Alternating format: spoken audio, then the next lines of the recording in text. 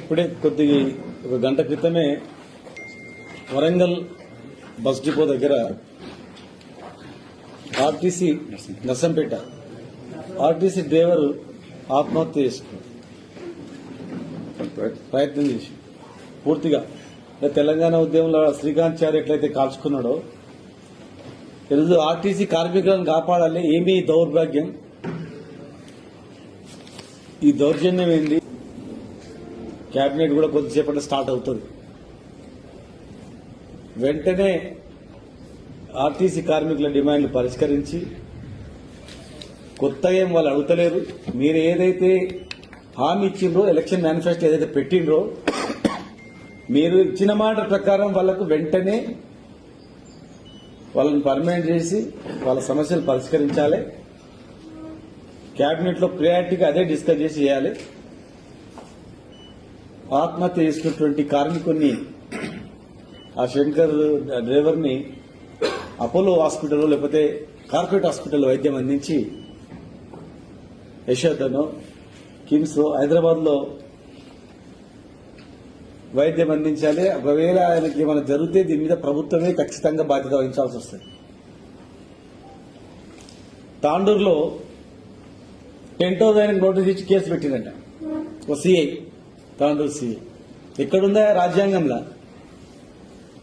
Tent house పెట్టుకుంటే dance ఉంటాయి. ఏమన్నా ఆయన ఏదైనా సంఘ విద్రోహ శక్తులకు ఇచ్చిందా, లేకపోతే నక్సలైట్లకు ఇచ్చిందా? టెంట్ హౌస్ నిషేధించినటువంటి సంస్థలకు ఇచ్చిందా?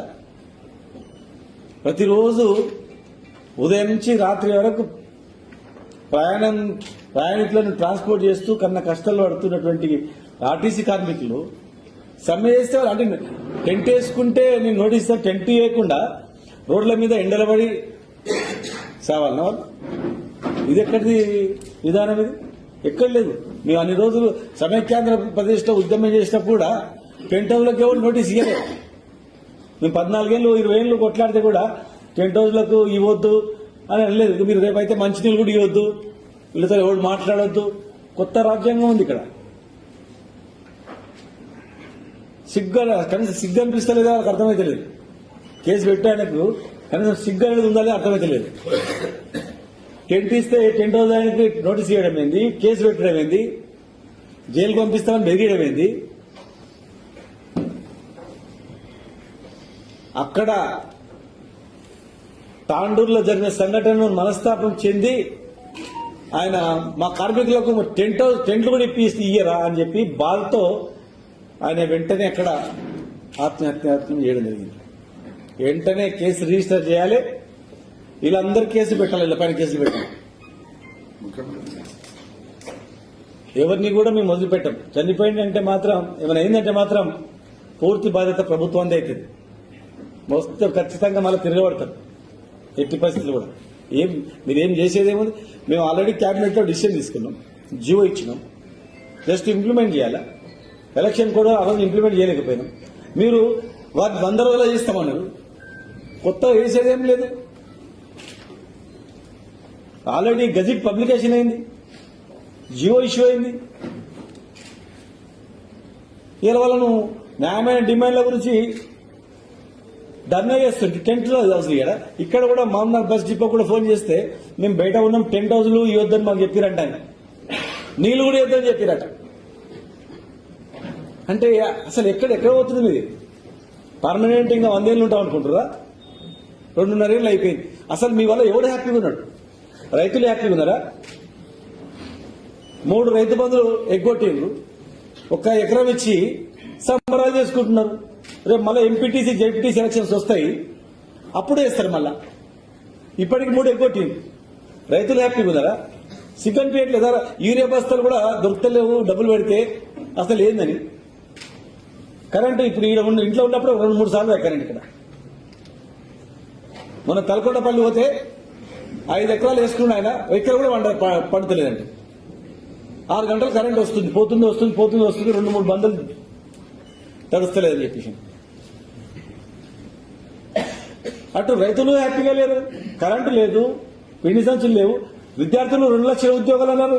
విద్యార్థులు మన యువకులు విద్యార్థులు 12,50,000 మంది విద్యార్థులకు దాదాపు 1300 కోట్లు దాదాపు వాళ్ళకు ఫీజు రియంబర్స్మెంట్ ఇవ్వాలి.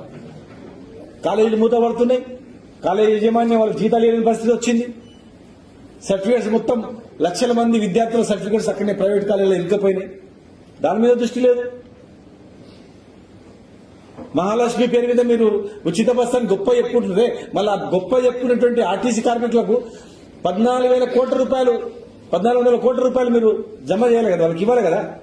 ఎందుకు ఇవ్వట్లేదు మరి? ఆర్టీసీకి ఇచ్చే డబ్బులు మీరు ఇవ్వకుండా గొప్ప చెప్పుకుంటారు ఫ్రీ బస్సు అని. అటు ఆటో కార్మికులు ధర్నా చేస్తున్నారు, ఆశా వర్కర్లు ధర్నా చేస్తున్నారు, రైతులు ధర్నా చేస్తున్నారు, విద్యార్థులు ధర్నా చేస్తున్నారు, యువకులు ధర్నా చేస్తున్నారు. ఏం చక్కగా ఉందండి? 10 మంది పోలీసులను పెట్టుకుని వాళ్ళతో కేసు పెట్టించి భయపెట్టిస్తే ఈ తెలంగాణ గడ్డ ఈ కేసులకు భయపడే గడ్డనా? ఆత్మపరిశీలన చేసుకోరా? విమర్శకు ప్రతి విమర్శనైనా మీరు చెప్పింది ఇంప్లిమెంట్ చేయకుండా ఇలా ఆర్టీసీ కార్మికులు చనిపోయినా ఆ కుటుంబానికి ఎవరు బాధ్యత అవుతుంది? ఎవరు బాధ్యత వహిస్తారు? అన్ని వర్గాల వాళ్ళు. ఒక్కసారి మీరు 100 రోజుల ప్రణాళికలో 101 రోజులు పెట్టండి. అన్ని హామీలు నెరవేర్చినాం, రైతు రుణమాఫీ అయిపోయింది, టోటల్ అన్ని ఇంప్లిమెంటేషన్ అయిపోయినాయి. ఇంప్లిమెంటేషన్ కానులు లబ్దిదారులు ఎవరైనా లేని వాళ్ళు ఉంటే ఆ రోజు వచ్చి దరఖాస్తు ఇవ్వండి అని చెప్పి మీరు వచ్చి అడగండి.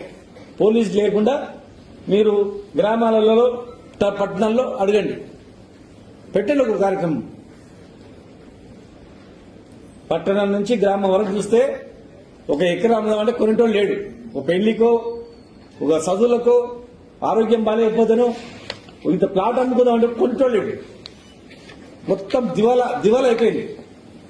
ఇప్పుడు వస్తుంటే భయం బెట్ట కనిపించారు వాళ్ళు ఇచ్చింది ఆయన రియల్ ఎస్టేట్ పని చేసుకొని బతికేటోళ్ళు.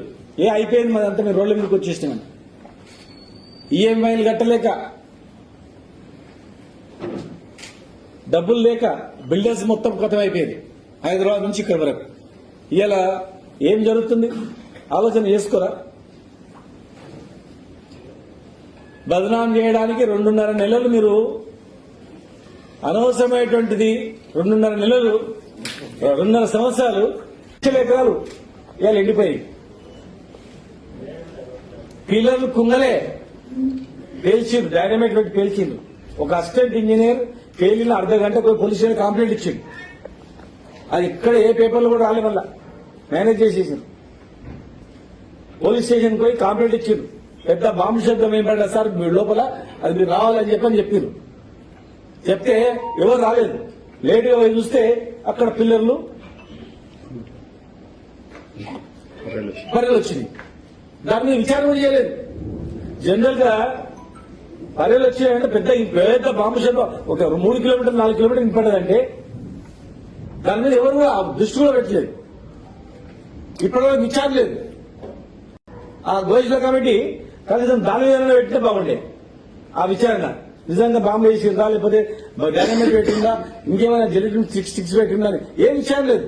కేవలం కేసీఆర్ ని బదనాం చేయాలని 2.5 సంవత్సరాలు కార్యాపన చేసి కాంట్రాక్టర్ నేనే రిపేర్ చేపిస్తా అన్న కూడా చేయకుండా నిజంగా నీవు చెప్పిన ప్రకారమే కుంగిపోయింటే ఈ 2.5 ఏళ్లలో 3 సార్లు వరదలు వచ్చినాయి, కొట్టుకోబోతున్నది. ఇవాళ 400 కోట్లు 500 కోట్లు పెట్టి రిపేర్ చేస్తా అని చెప్తున్నారు. ఇదే ఆ రోజు చేసింటే రైతులు బతికేది కదా.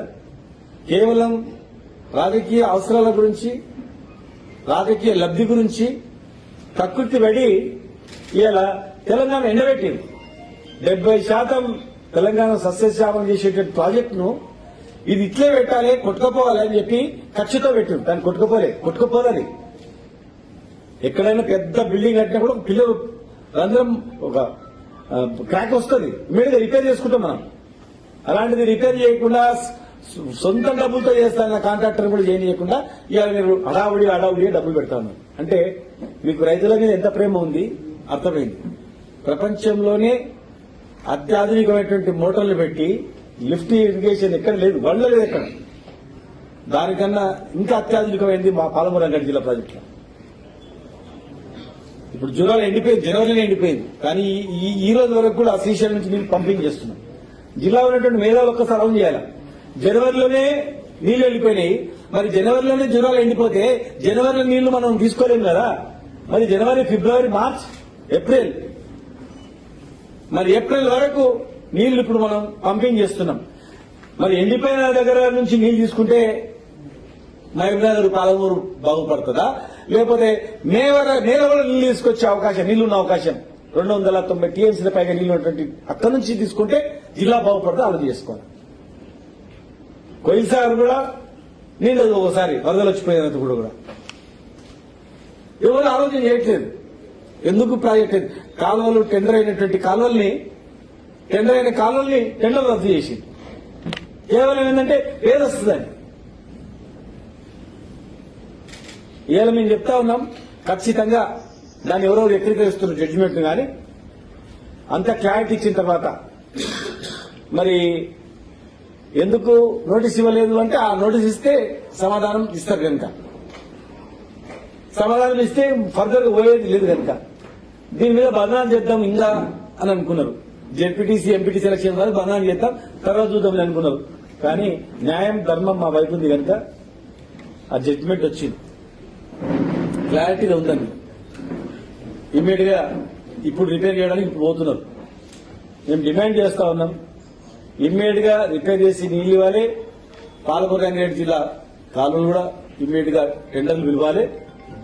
కాంగ్రెస్ ప్రభుత్వం ఇవన్నీ బంద్ చేసి, కక్ష సాధింపులు బంద్ చేసి దయచేసి మీరు ఇచ్చిన హామీలు ఇంకా 2.5 ఏళ్ళు అంటే ఇంకా 1 ఇయరే ఉంటుంది, 1.5 ఇయర్ ఎలక్షన్ స్టార్ట్ అవుతుంది. ఒకటే బడ్జెట్, రెండో బడ్జెట్ ఎలక్షన్ వస్తుంది, ఎంతో దూరం లేదు. ఒక 1 ఇయర్ తర్వాత ఎలక్షన్ ఇయర్ స్టార్ట్ అవుతుంది. మీరు చేద్దామని కూడా చేయనికరారు. ఇమ్మీడియట్ గా టెండర్లు ఇచ్చి పనిచేయాలి. ఇవన్నీ అయిపోయింది, 2.5 ఏళ్ళు కాలయాపన జరిగిపోయింది. ఏ ఒక్క వర్గం కూడా రైతు నుంచి మొదలుకుంటే రైతు కూలి వరకు, కార్మిక నుంచి మొదలుకుంటే, కర్షకు నుంచి మొదలుకుంటే పై వరకు కూడా, ఒక ఇండస్ట్రియలిస్ట్ వరకు కూడా ఇక్కడ ఏం లేదు. దయచేసి మరి దాని మీద దృష్టి పెట్టాలి, లేదంటైతే ప్రజలు ఖచ్చితంగా తిరగబడతారు. ఆర్టీసీ నుంచి మొదలైంది, ఒక్కొక్కరు స్టార్ట్ అవుతుంది, ఊర్లలో తిరగలేని పరిస్థితి వస్తుంది. దీని మీద దృష్టి పెట్టకపోతే వెంటనే ఆర్టీసీ డిమాండ్లు కూడా నెరవేరాలి. ఆ ఆత్మహత్య ప్రయత్నం చేసినటువంటి డ్రైవర్ను వెంటనే హైదరాబాద్ తీసుకొచ్చి మంచి చికిత్స అందించాలి, పూర్తి బాధ్యత వహించాలి, ఈ ఆంక్షలన్నీ ఎత్తేయాలి, చర్చలు చేసి చర్చల ద్వారా ఒప్పించాలి తప్ప, చర్చలు చేసి వాళ్ళ డిమాండ్లను నెరవేర్చాలి తప్ప భయభ్రాంతులు గురి చేయొద్దు. ఇప్పటికే రిటైర్డ్ అయిన ఉద్యోగులకు వాళ్ళ డబ్బులు వాళ్ళు వాపసు రాక ఒక్కొక్కరు చనిపోతా ఉన్నారు. వెంటనే రిటైర్డ్ ఉద్యోగులకు కూడా వాళ్ళకి డబ్బులు, వాళ్ళు జమ చేసుకునేటువంటి డబ్బులు, వాళ్ళ సొంతం డబ్బులు అట్లీస్ట్ వాళ్ళకి వాపసు చేయాలని చెప్పి మేము డిమాండ్ చేస్తా ఉన్నాం. Thank you.